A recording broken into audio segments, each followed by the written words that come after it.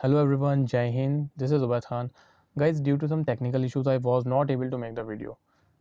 But trust me, अभी जो मैं सीरीज़ लेकर आया हूँ ज्योग्राफी की आपके लिए, that is very important if you are giving exam for UPSC, for AC, CDS, SSC, PSC, NDA etc. मतलब कोई भी पेपर अगर आप दे रहे हो और उसमें ज्योग्राफी पूछी जाती है तो बहुत ही ज़्यादा इंपॉर्टेंट है।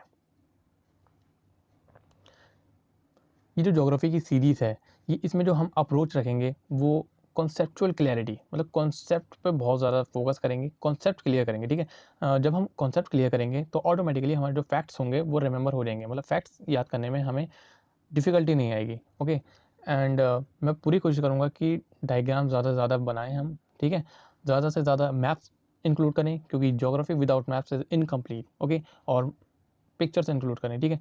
और one of the most important PYQ यानी प्रीवियस ईयर क्वेश्चन, जब हम कोई टॉपिक पढ़ेंगे तो उसके बाद हम उससे रिलेटेड, उस टॉपिक से रिलेटेड प्रीवियस ईयर क्वेश्चन जरूर करेंगे, ठीक है, जिससे कि वो हमारा टॉपिक क्रिस्टल क्लियर हो जाएगा।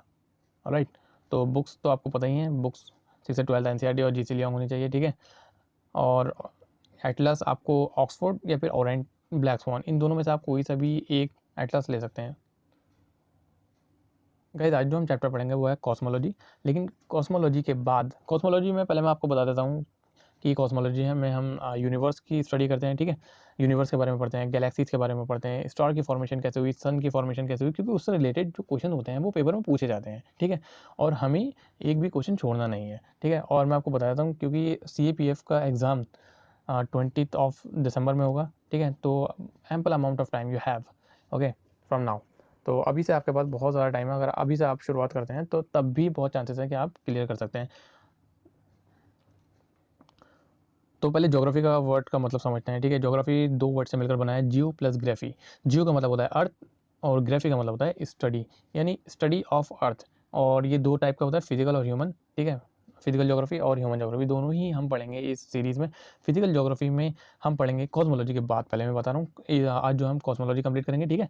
और उसके बाद जियोमॉर्फोलॉजी, जियोमॉर्फोलॉजी में हम पढ़ेंगे origin of the Earth, Earth का ओरिजिन कैसे हुआ, अर्थ के इंटीरियर के बारे में, ठीक है। रॉक्स कितने कैसे होते हैं, कितने तरह के होते हैं, कहाँ कहाँ पाए जाते हैं, वो सभी। जैसे कि मैंने कहा, हम कॉन्सेप्ट पर ज़्यादा ध्यान देंगे, फोकस करेंगे, ठीक है। वॉल्केनोज कितने तरह के होते हैं, क्या होते हैं, कहाँ पर होते हैं, ओके। और लैंड फॉर्म्स कौन कौन सी होती हैं, क्लाइमेटोलॉजी में एटमॉस्फेयर और टेम्परेचर, प्रेशर, विंड्स कैसे एटमॉस्फेयर को अफेक्ट करते हैं, क्लाइमेट टाइप्स कितने तरह के होते हैं, ठीक है। क्योंकि किसी भी पेपर को आप देख लीजिए, CDS का हो, चाहे CAPF का हो या फिर UPSC का हो, UPSC तो फिलहाल कॉन्सेप्ट बेस्ड क्वेश्चन ही पूछती है, ठीक है। लेकिन मोस्टली पेपर एग्जाम्स में कॉन्सेप्ट बेस्ड क्वेश्चन आ रहे हैं। ये नहीं कि सिर्फ ये बताओ कि जैसे कि फॉर एग्जाम्पल हिमालयस का एग्जाम्पल लेता हूँ। Himalaya one of the highest mountains, okay. तो क्या सिर्फ इतना ही होना काफ़ी है? नहीं। हिमालयस कैसे बने, उसकी फॉर्मेशन कब हुई, कैसे हुई, ठीक है। कितने कितने तरह के माउंटेन्स होते हैं, कौन कौन से माउंटेन्स कहाँ कहाँ होते हैं, ठीक है। वो सब हम देखेंगे, ठीक है। बस आप वीडियो में बने रहें और इस सीरीज़ में बने रहें और चैनल को सब्सक्राइब कीजिए, और अच्छी लगे तो वीडियो प्लीज़ लाइक ज़रूर करना, ठीक है। और ह्यूमन ज्योग्राफी में हम पढ़ेंगे सब कुछ पढ़ेंगे, हैबिटेशन, पॉपुलेशन, एग्रीकल्चर, सभी कुछ इसमें हम कंप्लीट करेंगे। ओशनोग्राफी में रिलीफ, टेम्परेचर, सैलिनिटी, करंट और टाइड्स, ठीक है। सभी कुछ हम पढ़ेंगे, almost all the things, okay. तो चलिए, सबसे पहले जो कि आज हमारा चैप्टर है कॉस्मोलॉजी, वो हम स्टार्ट करते हैं। यूनिवर्स हिस्ट्री, जैसे कि मैंने कहा था कि कॉस्मोलॉजी में हम यूनिवर्स के बारे में, गैलेक्सीज के बारे में, कैसे फॉर्मेशन हुई, कब हुई, ये सब हम इसके बारे में पढ़ते हैं, ठीक है। तो सबसे पहले थ्योरीज़ के बारे में बात करते हैं। बता दूं, वन डे एग्जाम में ये डायरेक्ट क्वेश्चन आते हैं कि टॉलेमी ने कौन सी थ्योरी दी, या फिर जियोसेंट्रिक मॉडल किसने दिया, या फिर हेलियोसेंट्रिक मॉडल किसने दिया, या फिर हार्ट्सनेल ने क्या कहा था, ठीक है, या फिर बिग बैंग थ्योरी क्या है, ये तो आपको पता ही होगी। फिलहाल वन डे एग्जाम्स में डायरेक्ट क्वेश्चन आते हैं, तो बिल्कुल ध्यान से देखना, ठीक है। तो ऋग्वेदा में, जैसे कि आप जानते हैं, अर्ली वैदिक एरा में जो किताब बनी थी, एक्चुअली ऋग्वेदा कोई एक किताब नहीं है, ये 10 बुकों का कलेक्शन है, यानी 10 किताबें हैं ये, ठीक है। और इसका 10वां जो मंडल, और उसको कहते हैं मंडल, किताबों को कहते हैं मंडल। तो 10वें मंडल में जो लिखा हुआ है, यानी 10th मंडल में जो लिखा हुआ है, उसमें लिखा हुआ है कि universe was never created, universe कभी बनी ही नहीं थी, नॉर कुड बी डिस्ट्रॉयड, और जब बनी नहीं थी तो कभी डिस्ट्रॉयड भी नहीं हो सकती, ठीक है। क्या लिखा था, कहाँ पर लिखा था, universe was never created nor could be destroyed. Question आता है कि ये कहाँ पर लिखा था, आंसर इज ऋग्वेदा में, ठीक है। उसके बाद हम पढ़ते हैं 140 AD में टॉलेमी ने क्या कहा था। टॉलेमी ने कहा था कि earth is the centre of the solar system, हमारी जो अर्थ है, ठीक है, वो सेंटर है सोलर सिस्टम का, यानी पूरे सोलर सिस्टम में जितने भी प्लैनेट्स हैं वो सब अर्थ के चारों तरफ रिवॉल्व करते हैं। रिवॉल्व का मतलब घूमते हैं, ठीक है। ये 140 AD में कहा गया था। फिर उसके बाद और ज़्यादा डेवलप हुए। 1543 में कोपरनिकस ने कहा sun is the centre of the solar system, okay. Copernicus के बारे में तो आपने सुना ही होगा। और जो कोपरनिकस ने मॉडल दिया था, इस ये क्वेश्चन आता है, ठीक है, पेपर में, कि हीलियोसेंट्रिक मॉडल किसने दिया था? आंसर इज कोपरनिकस ने। हीलियो का मतलब क्या होता है? मैंने यहाँ लिखा हुआ है, हीलियो का मतलब होता है सन, और सेंट्रिक कहते हैं सेंटर को। यानी इनके अकॉर्डिंग टॉलेमी ने क्या कहा था कि earth is the centre of the solar system, और कोपरनिकस ने क्या कहा? Sun is the centre of the solar system. यानी सोलर सिस्टम का जो सेंटर है, सोलर सिस्टम का जो सेंटर है वो क्या है? सेंटर में है वो क्या है? सन है, ठीक है। यानी सन के चारों तरफ जितने भी प्लेनेट हैं वो सब सन के चारों तरफ राउंड करते हैं। एस्टेरॉयड, कॉमेट, सेलेस्टियल बॉडी जितने भी हैं, ये सब क्या होता है हम अभी आगे डिटेल में हम पढ़ेंगे। ओके, अभी आप ये ध्यान रखिए कि कोपरनिकस ने क्या कहा था? हीलियोसेंट्रिक मॉडल दिया था और कहा था कि sun is the centre of the solar system, ठीक है। सन जो है वो सोलर सिस्टम के सेंटर में होता है, ठीक है। अब 1805 और ज़्यादा डेवलप हुए और टाइम आगे को बढ़ा। फिर 1805 एडी में हर्शेल ने क्या कहा कि सोलर सिस्टम, देखिए और ज़्यादा हमारा डेवलपमेंट हुआ तो और एडवांस में हमने पढ़ा कि solar system is a very tiny part of milky Way galaxy. जो हमारी गैलेक्सी है उसका नाम है मिल्की वे गैलेक्सी। अब इन्होंने क्या कहा, हर्शेल ने, इन्होंने कहा कि सोलर सिस्टम, जो हमारा पूरा सोलर सिस्टम है, सूरज है यानी सन है, और उसके चारों तरफ जो प्लैनेट्स रिवॉल्व करते हैं वो एक टाइनी पार्ट है। किसका बहुत छोटा पार्ट है? मिल्की वे गैलेक्सी का, ठीक है। यानी ये हमारी मिल्की वे गैलेक्सी है इतनी बड़ी, और जो हमारा सोलर सिस्टम है वो सिर्फ एक, let me change the colour, वो सिर्फ एक इसका टाइनी पार्ट है, ठीक है। जैसे मान लो यहाँ पर हमारा सोलर सिस्टम है, यहाँ पर सन है और उसके चारों तरफ प्लैनेट्स घूम रहे हैं, ठीक है।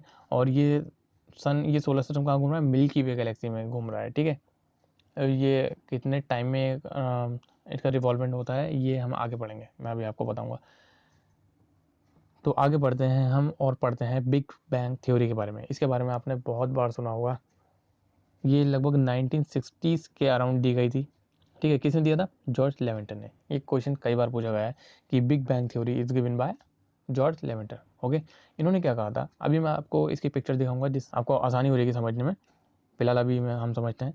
इन्होंने क्या कहा था? जब टाइम की शुरुआत हुई थी, व्हेन टाइम बिगिंस, तब एक स्मॉलर एटम था, बहुत छोटा एटम, ठीक है। और इसमें कंटिन्यूस कंट्रक्शन होता था, ठीक है। इसमें रिएक्शन होती थी, हाइड्रोजन और हाइड्रोजन रिएक्शन होती थी, कंट्रैक्शन होता था, जिसकी वजह से इसमें डेवलपमेंट होता था फोर्स का। ग्रेविटेशनल फोर्स इसमें काम करता था, न्यूक्लियर फोर्स, स्ट्रॉन्ग फोर्स, तरह तरह के फोर्स इसमें काम करते थे, जिसकी वजह से क्या हुआ? एक दिन ये फट गया। अब जब इतने फोर्सेस में काम करेंगे, gravitational force, nuclear force, strong force, तो इसमें एक्सप्लोजन तो हो गई। अब इसमें एक्सप्लोजन हो गया। अब जब ये फटा तो ये पूरी स्पेस में, अभी स्पेस भी क्या होता है मैं अभी आपको बताऊंगा, लेकिन फिलहाल पूरी जगह जगह फैल गया ये, ठीक है। इसमें एक्सप्लोजन हुआ और ये जगह जगह फैल गया। ये जो बात कर रहे हैं जॉर्ज लेवेंटर, ये 15 बिलियन ईयर अगो की बात कर रहे हैं, ओके। अब चलिए हम वापस आते हैं। जब ये एक्सप्लोजन हुआ और ये फैल गया, ठीक है, तब इसने नेब्यूला बनाए अलग अलग जगह पर। नेब्यूला क्या होता है? डस्टी क्लाउड्स, यानी क्लाउड्स बनाए इसने अलग अलग जगह पे। और ये क्लाउड्स में क्या था? क्लाउड्स में था हाइड्रोजन और हीलियम, लेकिन जो ज़्यादा क्वांटिटी में था वो थे हाइड्रोजन। क्लाउड्स यानी हाइड्रोजन और हीलियम के जो क्लाउड्स बने थे एक्सप्लोजन की वजह से, अलग अलग जगह पर बने थे। अब ये टाइम के साथ कूल डाउन होना शुरू हुआ है। अब इनमें टेम्परेचर कम होना शुरू हुआ, ओके। जब टेम्परेचर कम होना शुरू हुआ, टाइम आगे बढ़ा, कूल डाउन हुआ थोड़ा सा, तब एक सिचुएशन आई जिसमें गैलेक्सी की फॉर्मेशन हुई। फिर उसके बाद स्टार्स की फॉर्मेशन हुई।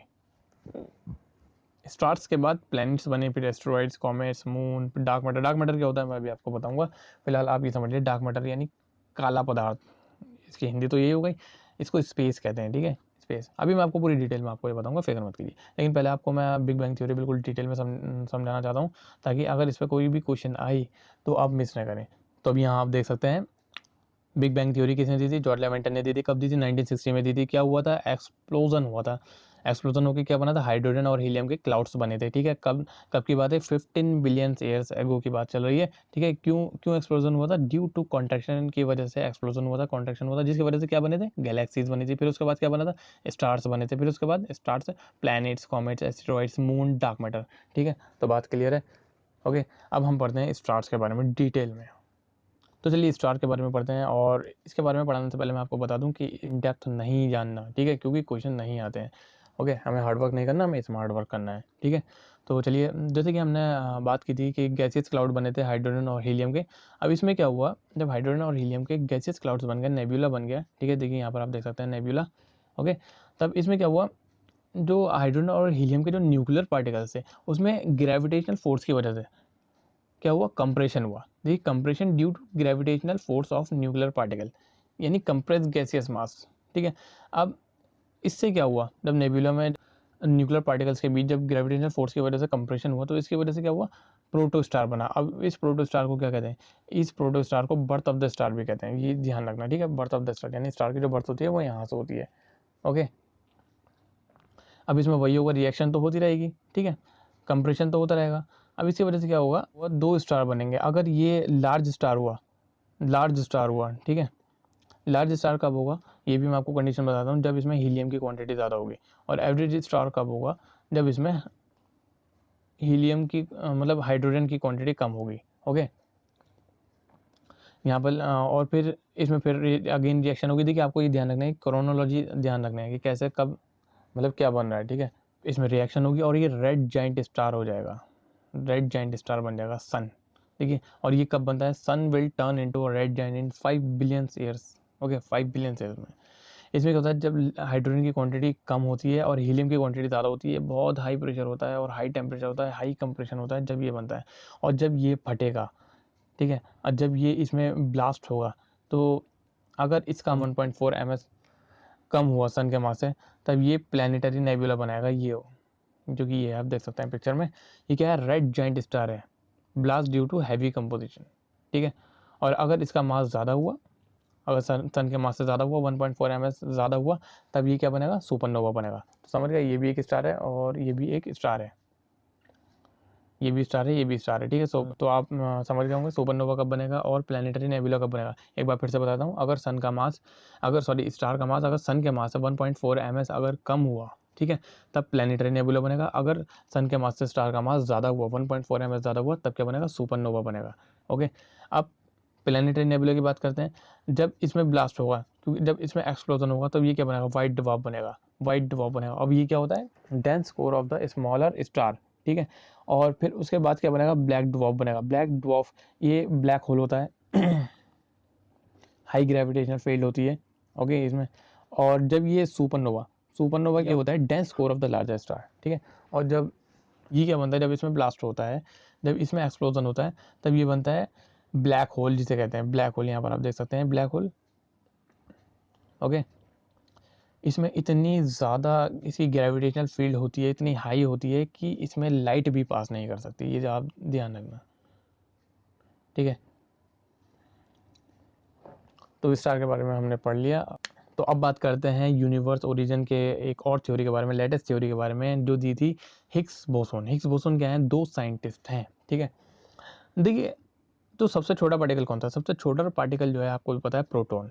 ठीक है, प्रोटॉन इलेक्ट्रॉन और न्यूट्रॉन बन के क्या बनाते हैं, एक एटम बनाते हैं, जिसमें प्रोटॉन जो है वो सबसे छोटा है, सबसे स्मॉलेस्ट है, हम सबको पता है। ठीक है, जब ये एटम बनाते हैं, प्रोटॉन इलेक्ट्रॉन और न्यूट्रॉन मिलकर एटम बनाते हैं, तो एटम एटम एटम यानी एटम्स मिलकर क्या बनाते हैं, एटम्स मिलकर बनाते हैं मॉलिक्यूल्स, मॉलिक्यूल्स मिलकर क्या बनाते हैं, एलिमेंट्स, एलिमेंट्स मिलकर क्या बनाते हैं, मिनरल्स, और मिनरल्स मिलकर क्या बनाते हैं, रॉक्स, और रॉक्स मिलकर ये साइकिल चलती रहेगी। ठीक है, क्योंकि आपने देखा होगा मिनरल्स कहाँ मिलते हैं, रॉक्स में मिलते हैं। ठीक है, अब बात करते हैं कि हिग्स बोसोन ने जो एक्सपेरिमेंट किया था वो आखिर क्यों करा था। ठीक है, और इनका पहले एक्सपेरिमेंट का नाम बता दें, इनका एक्सपेरिमेंट का नाम है लार्ज हैड्रन कोलाइडर। ठीक है, क्योंकि अभी हमने पढ़ा था कि सबसे जो छोटा पार्टिकल है वो प्रोटॉन है, तो इन्होंने इससे भी छोटा पार्टिकल फाइंड करने के लिए इन्होंने एक्सपेरिमेंट किया। इन्होंने क्या किया, प्रोटॉन को तोड़ दिया। ठीक है, कैसे तोड़ दिया, अभी आपको बताते हैं, पिक्चर दिखा के, पिक्चर के थ्रू समझने की कोशिश करेंगे। 2010 में CRN एक इंस्टीट्यूट है जेनेवा में, ठीक है, इन्होंने क्या किया, साइंटिस्ट ने, हिग्स बोसोन ने, इन्होंने 100 फीट गहरा गड्ढा खोदा। ठीक है, उसका जो एरिया था 27 किलोमीटर सर्कमफेरेंस एरिया था उसका। ओके, ये भी बात क्लियर है, यहाँ तक क्लियर है। अब उसमें उन्होंने टनल बनाई, टनल है, ठीक है, टनल में एक पाइप बनाया, पाइप में वैक्यूम क्रिएट की, और उस पाइप में प्रोटॉन जोड़े। ठीक है, प्रोटॉन का कोलाइजन करवाया, प्रोटॉन को कोलाइड करवाया। ठीक है, प्रोटॉन छोड़े, किस स्पीड से, लाइट की स्पीड से इन्होंने कोलाइजन करवाया।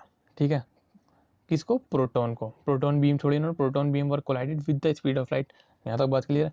अब क्या इन्होंने ऐसा क्यों किया था? इन्होंने ऐसा इसलिए किया था क्योंकि जब प्रोटॉन और प्रोटॉन जब ये छोड़ेंगे तो प्रोटॉन और प्रोटॉन टकरा कर यानी कोलाइड होके अगर ये स्मॉल पार्टिकल्स में टूट गए तब तो ये मान लेंगे कि प्रोटॉन से छोटा भी कोई है, प्रोटॉन से छोटा भी पार्टिकल कुछ है।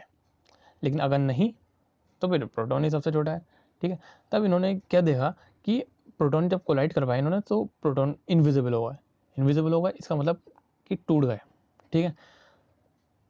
तब इन्होंने माना कि प्रोटॉन से छोटा भी कोई पार्टिकल है और उसको इन्होंने नाम दिया गॉड पार्टिकल, जिसे डार्क मैटर भी कहते हैं, ठीक है। अब समझ में आया डार्क मैटर किसे कहते हैं। तो चलिए अब पढ़ते हैं स्टार के बारे में, क्योंकि इससे भी क्वेश्चन आते हैं।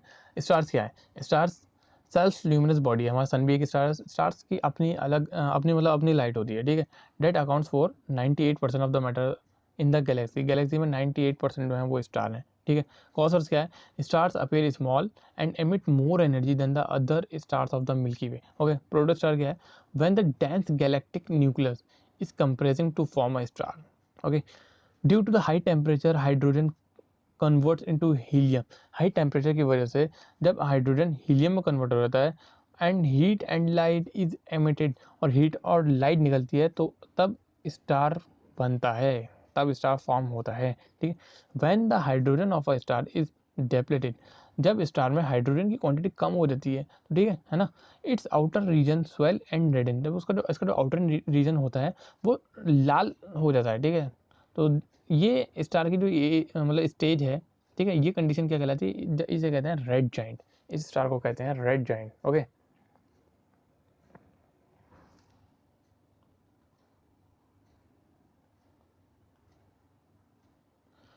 सुपरनोवा क्या है? सुपरनोवा आर द स्टार्स, अभी हमने पीछे पढ़ा था, supernova are the star whose brightness suddenly increase by more than 20 magnitude. अभी ये मैं सारे पॉइंट्स मैं आपको बता चुका हूँ, लेकिन फिर भी एक बार और बता रहा हूँ, ठीक है। After the explosion the dense core of the comparatively smaller article is called a white dwarf, ये भी हमने पढ़ा है। न्यूट्रॉन स्टार, और देखिए पल्सर की तरह Pulsar bike, the neutron star, neutron star जो हमने पढ़ा था जो कि dense core of the comparatively large star is called a neutron star. जब ये neutron star rotating at a high speed is known as pulsar, जब ये न्यूट्रॉन स्टार हाई स्पीड में रोटेट करता है, घूमता है, तब इसे पल्सर कहते हैं, ओके। ब्लैक होल के बारे में भी हम पढ़ चुके हैं। तो गाइस ये थ्योरी पढ़ते हैं डॉपलर शिफ्ट की, और डॉपलर एक साइंटिस्ट थे, ठीक है, जिन्होंने ये थ्योरी दी। ये एक एक्चुअली हाइपोथेटिकल एक्सपेरिमेंट था, ओके। तो इससे पहले, इसको बताने से पहले मैं आपको बता दूं, आपको ये पता भी होगा कि जब प्रिज्म से हम कोई लाइट गुजारते हैं, लाइट पास कराते हैं, ठीक है, तो ये अलग अलग वेवलेंथ की लाइट इसमें से निकलती है, ठीक है। अलग अलग वेवलेंथ की चीज़ें इसमें, अलग अलग वेवलेंथ की लाइट इसमें निकलती है, ठीक है। अगर हम लाइट और प्रिज्म के बीच के डिस्टेंस बढ़ा दें, ठीक है, और ज़्यादा डिस्टेंस कर दें, तब जो वेवलेंथ जो निकलेगी वो लॉन्ग वेवलेंथ निकलेगी और रेड लाइट निकलेगी इसमें से, ठीक है। और लेकिन अगर डिस्टेंस कम कर दी जाए तब ब्राइट लाइट निकलेगी। तो ऐसा ही इन्होंने डॉपलर ने बताया, इन्होंने क्या बताया कि अगर लो डिस्टेंस कर दें बिटवीन सोर्स एंड प्रिज्म तो ब्राइट लाइट निकलेगी, और अगर हाई डिस्टेंस कर दें तो रेड लाइट निकलेगी, जो कि लॉन्ग वेवलेंथ होती है।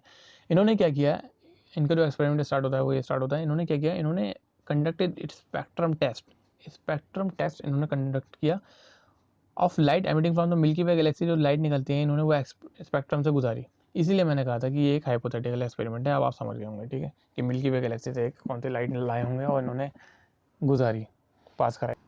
रिजल्ट क्या निकला? Red shift of the light, ठीक है, लाइट जो थी वो रेड मतलब लाल हो गई, इसका मतलब है यूनिवर्स इज एक्सपेंडिंग, इन्होंने बताया। और लेकिन अगर लाइट ब्लू हो जाती तब इसका मतलब होता है universe is contracting. Units of measurement, सबसे छोटा क्या होता है? मिलीमीटर, फिर उसके बाद सेंटीमीटर, फिर मीटर, फिर किलोमीटर, देन माइल्स, नॉट्स भी कहते हैं, और फिर उसके बाद एस्ट्रोनॉमिकल यूनिट, फिर उसके बाद लाइट ईयर, फिर पार्सेक ईयर। इसको हम अभी और डिटेल में देखेंगे। लाइट एक साल में जितना डिस्टेंस कवर करती है उसे कहते हैं light year. Speed of the light कितनी होती है? 3 × 10⁸ मीटर पर second, okay. 1 light year is equals to 9.46 into 10⁻12 kilometres. और एस्ट्रोनॉमिकल यूनिट क्या होता है? ये mean distance between sun and earth, sun और अर्थ के बीच का एक मीन, एक एवरेज डिस्टेंस जो होता है, कितना है? 1.49 into 10⁸ किलोमीटर, 14 करोड़ 90 लाख, इतना ही हुआ। 1 light year is equals to 60,000 astronomical unit. ये गाइस SSC CPO CGL और स्टेट एग्जाम में पूछ लेते हैं, ठीक है, ये आप पढ़ सकते हैं। कॉस्मिक ईयर क्या होता है? ये sun's period of revolution around the galactic centre. जब हमने अभी जो पीछे पढ़ा था कि सन जो रिवॉल्व करता है मिल्की वे गैलेक्सी के 250 मिलियन ईयर्स में वो रिवॉल्व करता है, ठीक है, और इसको कहते हैं गैलेक्टिक ईयर, यानी एक गैलेक्सी मिल्की वे गैलेक्सी जो हमारी है वो उस पूरी गैलेक्सी का जो रिवॉल्व करता है सन, तब इससे पता चलता है कि सन क्या एक तरफ को रुका हुआ है। इस थ्योरी से तो नहीं पता चलता। तो सन एक तरफ को नहीं रुका है, सन भी रिवॉल्व करता है, गैलेक्टिक ईयर जिसे कहते हैं 250 मिलियन ईयर्स में ये रिवॉल्व करता है, ओके, और इसको कहते हैं कॉस्मिक ईयर। तो चलिए देखते हैं composition of the universe. Universe किससे बना है? यूनिवर्स एक तो डार्क मैटर जिसे गॉड पार्टिकल भी कहते हैं, अभी हमने पीछे पढ़ा था क्या होता है, ओके, और दूसरा है सेलेशियल बॉडीज, ठीक है। तो सबसे पहले हम पढ़ते हैं डार्क मैटर। डार्क मैटर क्या होता है? डार्क मैटर वैकेंट एरिया, खाली एरिया। अब देखिए खाली एरिया है तो वो भी तो किसी ना किसी चीज़ से बना हुआ होगा, है ना। यूनिवर्स की बात कर रहा हूँ मैं। ये एक हाइपोथेटिकल टाइप ऑफ मैटर है, actual it is not in actual, it is a hypothetical type of matter, ठीक है। डज नॉट एमिट लाइट, कोई लाइट एमिट नहीं करता, लाइट नहीं निकलती इसमें से। ये जो डार्क मैटर है 95% of the mass of the universe, ठीक है, जिसे स्पेस भी कहते हैं। अब मैंने कहा था ना आगे, ठीक है। सेलेस्टियल बॉडीज क्या होते हैं? Any physical body in the universe, universe में जो भी आप फिजिकल बॉडी देखेंगे that is the celestial bodies. For example जैसे गैलेक्सीज हो गए, स्टीरॉइड्स हो गए, constellation, stars, planets, moon, asteroids, meteoroids, ठीक है, एटसेट्रा, ये सब। अब देखिए हमने यूनिवर्स के बारे में पढ़ लिया ऑलमोस्ट, ठीक है। यूनिवर्स, यूनिवर्स में क्या होती है? यूनिवर्स में क्या है? गैलेक्सीज, ठीक है। गैलेक्सीज एक्चुअल में क्या है? गैलेक्सी के बारे में पढ़ते हैं। Galaxies actual gravitational bound system है। एक ग्रेविटेशनल सिस्टम है, मतलब एक ऐसा सिस्टम जिसने ग्रेविटी की वजह से जो स्टार्स हैं और प्लैनेट्स को, मून्स को, और जितने भी सेलेस्टियल बॉडीज हैं सबको ग्रेविटेशनल एक बांध रखा है, ठीक है। इसीलिए इसको कहा है gravitational bound system of stars, planets, moon, dark matter, celestial gas, dust, etcetera, ठीक है। और तो पहले यूनिवर्स, फिर गैलेक्सीज, स्टार, सोलर सिस्टम, फिर उसमें है हमारा अर्थ, ठीक है। हमारी जो गैलेक्सी का नाम है वो है मिल्की वे गैलेक्सी, आकाश गंगा गैलेक्सी, ठीक है। और सबसे जो नियरेस्ट गैलेक्सी है हमारी मिल्की वे गैलेक्सी के वो है एंड्रोमेडा गैलेक्सी, ठीक है। और सबसे ज़्यादा और सबसे करीब जो स्टार है वो कौन सा है वो आप नीचे कमेंट करके बताएंगे, ठीक है। अब बात है कि types of galaxies. Now the question is types of Galaxy, कितनी तरह की गैलेक्सीज होती हैं? तो 3 तरह की गैलेक्सीज होती हैं, ये क्वेश्चन आता है, ठीक है। एक तो होती है स्पायरल गैलेक्सी, ये आप डायग्राम मैंने बनाया है देख सकते हैं, स्पायरल गैलेक्सी ऐसे करके जो होती है, ठीक है। 81% ऑफ द गैलेक्सी, 81% सबसे ज़्यादा जो गैलेक्सीज होती हैं वो स्पायरल टाइप ही होती हैं। 81% of the galaxies are spiral galaxy. हमारी जो मिल्की वे गैलेक्सी है वो भी इसी में है, वो भी, ठीक है।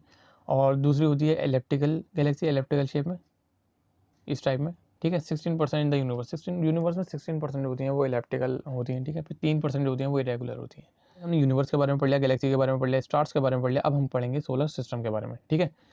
तो अगर आपको वीडियो अच्छी लगी तो प्लीज़ वीडियो को लाइक ज़रूर करना गाइस, ओके। पढ़ते हैं सन के बारे में। सन इज़ ऑल्सो अ स्टार, ये तो हमें पता है, ठीक है। लेकिन सन का जो सरफेस होता है इसे क्या कहते हैं? सन का जो सरफेस होता है इसे कहते हैं फोटोस्फीयर, और इसका जो टेम्परेचर होता है इसका 6000 डिग्री सेल्सियस इसका टेम्परेचर होता है, ओके। और फोटोस्फेयर के जो ऊपर होता है, ठीक है, अबव द फोटोस्फेयर, फोटोस्फेयर का जो ऊपर का जो एटमॉस्फेयर होता है रेड कलर का जो होता है, ठीक है, इसे क्या कहते हैं? इसे कहते हैं क्रोमोस्फेयर।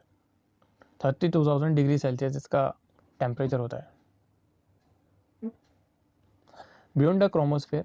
और क्रोमोस्फेयर के पार जो एटमॉस्फेयर होता है उसे कहते हैं कोरोना। देखिए गाइज ये ऐसा ही एटमॉस्फेयर है जैसे हमारी अर्थ पे एटमॉस्फेरिक लेयर्स हैं, troposphere, stratosphere, mesosphere, thermosphere, exosphere, ऐसे ही ये सन की एटमॉस्फेरिक लेयर हैं, ठीक है। सन स्पॉट, सन स्पॉट क्या होता है? ठीक है, सन स्पॉट क्या होता है? डार्क पैचेस जो होते हैं on the surface of the sun, जैसे कि आप यहाँ देख रहे हैं, ठीक है। Coolest area on the sun, 1500 degree Celsius का टेम्परेचर होता है। और कोर जो कि सबसे अंदर होता है, सबसे गर्म जो होता है, सबसे ज़्यादा हाई टेम्परेचर जो होता है, बहुत हाई टेम्परेचर, इसका जो टेम्परेचर होता है यहाँ पर आप देख सकते हैं 15 मिलियन डिग्री सेल्सियस इसका टेम्परेचर होता है। औरों के बारे में बताने से पहले मैं आपको बताना चाहूँगा कि जैसे आपने पानी उबलता हुआ देखा होगा, पानी कैसा उबलता है? बुलबुले छूटते हैं, ठीक है, छींटा आती हैं ऊपर को, बुलबुले छूटते हैं जब बहुत ज़्यादा गर्म हो जाता है। ऐसे ही जब सन सन, क्योंकि सन का जो टेम्परेचर बहुत ज़्यादा हाई होता है, और जब सन के अबव एटमॉस्फेयर से, सन के जो एटमॉस्फेयर से जब पार्टिकल्स निकलते हैं, चार्ज पार्टिकल्स निकलते हैं, तब ये जो अपर मोस्ट लेयर है हमारे, जिसको आयनोस्फेयर कहते हैं, ठीक है, इसमें गैसियस पार्टिकल्स होते हैं, ठीक है। जब ये दोनों आपस में कोलाइड करते हैं, जब ये सन के एटमॉस्फेयर का, एक तो सन के एटमॉस्फेयर के चार्ज पार्टिकल और दूसरी तरफ गैसियस पार्टिकल, ठीक है, तब ये दोनों आपस में मिलते हैं, कोलिजन करते हैं, तब इसकी वजह से एक लाइट, कलरफुल लाइट जनरेट होती है। इस लाइट को कहते हैं ऑरोरा, ठीक है। आप पढ़ते हैं, it is a bright colourful light formed as a result of collision between gaseous particle in the earth atmosphere with charge particle release from the sun atmosphere, ठीक है। नॉर्थ हेमिस्फेयर में ऑरोरा बोर्नलिस कहते हैं इसे, Arctic region से देखी जा सकती है, ठीक है। और साउथ हेमिस्फेयर में ऑरोरा ऑस्ट्रेलिस कहते हैं, ठीक है। साउदर्न हेमिस्फेयर, आप इसको ऐसे याद रख सकते हैं, साउथ हेमिस्फेयर में क्या है, ऑस्ट्रेलिया है, ठीक है। अब पढ़ते हैं सोलर सिस्टम के बारे में। जैसे कि हमें पता है कि 8 प्लैनेट्स हैं, ठीक है। सन के जो सबसे करीब है वो है मर्क्यूरी, फिर उसके बाद वीनस, फिर अर्थ, फिर मार्स, फिर जुपिटर, सैटर्न, यूरेनस, नेपच्यून। अभी हम एक एक प्लैनेट के बारे में बिल्कुल डिटेल से समझेंगे, ठीक है, डिटेल में पढ़ेंगे। देखिए, सन से लेकर जो एस्टेरॉयड बेल्ट तक जो प्लैनेट्स हैं उसे कहते हैं terrestrial planets, earth like solid planets. Terrestrial planets क्यों कहते हैं, क्योंकि अर्थ की तरह सॉलिड है, ठीक है। और जुपिटर से लेके नेपच्यून तक, यानी एस्टेरॉयड बेल्ट से लेकर कुइपर तक जो प्लैनेट्स हैं उसे कहते हैं जोवियन प्लैनेट्स, यानी Jupiter like planets, Jupiter like gaseous outer planets, ठीक है। इन्हें इनर प्लैनेट्स भी कहते हैं और इन्हें आउटर प्लैनेट्स भी कहते हैं, ओके। मरकरी के बारे में आपको ये बताना चाहूँगा कि मरकरी सन के एटमॉस्फेयर में ही आती है, ठीक है। सन के एटमॉस्फेयर में कौन कौन से एटमॉस्फेयर हैं हमने अभी पढ़ा है, ओके। ये देखिए, सन के सबसे करीब होते हुए भी सबसे ज़्यादा हॉटेस्ट नहीं होती, हॉटेस्ट जो होती है, सबसे ज़्यादा जो हॉट होती है वो होती है वीनस, ओके। अभी हम आगे इसके बारे में डिटेल पढ़ेंगे। और जो एस्टेरॉयड बेल्ट होती है वो मार्स और जुपिटर के बीच, आप ये देख सकते हैं, एस्टेरॉयड बेल्ट मार्स और जुपिटर के बीच में होती है। और नेपच्यून के बाद जो एस्टेरॉयड बेल्ट होती है वो होती है कुइपर, उसे कुइपर कहते हैं, ओके। चलिए बात करते हैं मरकरी के बारे में। मरकरी इज द स्मॉलेस्ट, सबसे स्मॉलेस्ट है, सबसे छोटा है, and nearest planet to the sun, sun के सबसे करीब है, ठीक है। Fast orbital speed. Now the question is what is orbital, what is orbit. देखिए, जब कोई बॉडी किसी दूसरी बॉडी के चारों तरफ रिवॉल्व करती है, जिस पाथ पे वो रिवॉल्व करती है उसे कहते हैं ऑर्बिट, ओके, ठीक है। तो फास्टेस्ट ऑर्बिटल स्पीड, और जिस स्पीड से ये रिवॉल्व करती है उसे कहते हैं orbital speed, okay. It takes only about 88 days to complete one round along its orbit. It has no, इसका कोई एटमॉस्फेयर नहीं, अभी मैंने आपको बताया था, इसका अपना कोई एटमॉस्फेयर नहीं, सन के एटमॉस्फेयर में ही आता है, एंड नो सैटेलाइट। यह तो क्वेश्चन पूछा जा सकता है कि वो ऐसा कौन सा प्लेनेट है जिसकी अपनी जिसकी मतलब सैटेलाइट नहीं है, नहीं है, दैट इज मर्क्यूरी, ठीक है। Its days are scorching hot, इसके डेज तो बहुत ज़्यादा मतलब हाई टेम्परेचर होता है दिन में 427 डिग्री सेल्सियस, एंड नाइट्स जो होती हैं, रात जो होती हैं वो बहुत ज़्यादा ठंडी होती हैं, -173 डिग्री सेल्सियस, ठीक है। ग्रेटेस्ट डायरेनल टेम्परेचर, डायरेनल टेम्परेचर क्या होता है, ये डिफरेंस होता है, टेम्परेचर का डिफरेंस होता है between maximum and minimum day temperature, मतलब दिन का जो सबसे ज़्यादा, दिन में जो सबसे ज़्यादा टेम्परेचर होगा वो, और दिन का जो सबसे कम टेम्परेचर, उसका डिफरेंस, उन दोनों के बीच का डिफरेंस, ठीक है। दूसरा आता है वीनस, फिर उसके बाद आता है वीनस, इसको अर्थ का ट्विन भी कहते हैं। अब अर्थ का ट्विन क्यों कहते हैं, ठीक है, because it's size and shape similar to the Earth. Earth का ट्विन है क्योंकि उसका जो साइज और शेप है बिल्कुल अर्थ के सिमिलर है, ठीक है। इसको मॉर्निंग स्टार और इवनिंग स्टार भी कहते हैं। हॉटेस्ट प्लेनेट है। अब हॉटेस्ट प्लेनेट क्यों है, हॉटेस्ट प्लेनेट तो मर्क्यूरी को होना चाहिए था क्योंकि वो सबसे करीब है, लेकिन ऐसा क्यों है, ऐसा इसलिए है क्योंकि वीनस में, Venus contain 90 to 95% of the CO2, ठीक है। और CO2 हमें पता है कि ग्रीन हाउस गैस है, और जिसकी वजह से टेम्परेचर क्या होता है, राइज होता है, ठीक है। अब बात समझ में आ गई होगी कि हॉटेस्ट प्लैनेट क्यों है, क्योंकि 90 से 95% तो यहाँ पर कार्बन डाइऑक्साइड है, ठीक है। और इसका जो एटमॉस्फेरिक प्रेशर है वो अर्थ के एटमॉस्फेरिक प्रेशर का 100 गुना है। इसकी भी अपने कोई सैटेलाइट, इसकी भी कोई सैटेलाइट नहीं, इट हैज़ नो सैटेलाइट। इसका जो रोटेशन है 243 डेज है, लॉन्गेस्ट ऑफ ऑल। ये क्वेश्चन पूछा जा सकता है आपको कि सबसे लॉन्गेस्ट रोटेशन जो है वो किस प्लैनेट का है, और ये रोटेट होता है, इसका ये जरूर ध्यान रखना, रोटेट होता है वो ईस्ट टू वेस्ट होता है। अब बात करते हैं अर्थ के बारे में, हमारी प्यारी अर्थ। और earth is the third nearest planet to the sun, okay. इसके बारे में हमें ज़्यादा जानकारी पता ही होती है पहले से। In size it is the 5th largest planet. It is slightly flattened at the poles, मतलब पोल से जो है वो थोड़ा सा फ्लैटेंड है, मतलब यहाँ से पोल्स ही हैं, नॉर्थ पोल और साउथ पोल, ये हमारा इक्वेटर है। यहाँ से थोड़ी सी ये मतलब आगे वो है और यहाँ से थोड़ा सा फ्लैट एंड है, मतलब ऐसे करके, ठीक है। जियोइड शेप है, जियोइड शेप है। इसके बारे में हम डिटेल में आगे वाली क्लासेस में चलेंगे, क्योंकि इसके बारे में पूरी मैं अलग एक वीडियो बनाऊंगा कि ऐसा क्यों है, ओके, किस वजह से है। आउटर स्पेस, अगर स्पेस से देखेंगे ना तो हमारी अर्थ जो है वो ब्लू दिखाई देगी, इसलिए इसे ब्लू प्लैनेट भी कहते हैं। ब्लू दिखाई देती है बिकॉज ऑफ द स्कैटरिंग। अब दूसरा है Mars. Mars consist dormant volcanoes and deep chasm where once water float. Mars में डोरमेंट वॉल्केनोज देखे गए हैं, ठीक है। डीप चैस्म, बड़े बड़े गड्ढे देखे गए हैं, ठीक है, जहाँ पर हो सकता है कि पानी हो, पानी की पॉसिबिलिटी हो, ठीक है। Thin atmosphere comprising of nitrogen and argon. It's a barren covered with a pink soil and boulder made of iron oxide. Iron oxide से बना हुआ है, इसीलिए इसको रेड प्लैनेट भी कहते हैं, ओके। इसकी जो सैटेलाइट है वो 2 सैटेलाइट्स हैं, Phobos and Deimos, smaller satellite, ठीक है, not so important. Nix Olympia जो है वो सबसे, निक्स ओलंपिया क्या है, निक्स ओलंपिया क्या है, highest mountain of the solar system. इसका जो रोटेशन है 1 डे में हो जाता है, अर्थ की तरह है, ओके। एक्सियल 24 डिग्री, जो कि अर्थ 23.5 डिग्री पर होती है ना, 30 डिग्री पर, ये 24 डिग्री पर होता है। अब बात करते हैं जुपिटर की, largest planet with the gaseous composition, least rotation time 9 hour 56 minute, ठीक है। रोटेशन मतलब अपने ही एक्सेस पर जब घूमती है कोई बॉडी तो उसको रोटेशन कहते हैं। जैसे मैं खड़ा हूँ और मैं खड़े खड़े घूम जाऊँ, ठीक है, तब वो मेरा रोटेशन होगा। और मैं अपने घर के चारों तरफ चक्कर लगाऊं पूरे घर का, तो वो जो होगा उसे रिवॉल्यूशन कहेंगे। इसके अगर सैटेलाइट की बात करें तो इसमें 16 सैटेलाइट हैं, okay. Largest satellite of the solar system Ganymede.